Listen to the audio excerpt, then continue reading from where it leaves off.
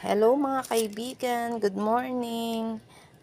I-flex ko lang po yung mga prutas na ay mga gulay na gagawin ko pong juice.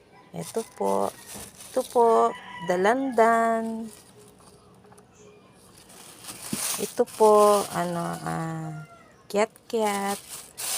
Tapos po, lemon. Ito po, carrots. Tapos po, pipino. Tapos po, luya. Tapos po, celery. Gagawin ko pong juice para po hindi po matamaan yung kidney po namin. Kasi po sa mga iniinom po namin na gamot para po parang natatamaan na po yung kidney po namin. Maraming salamat po. God bless.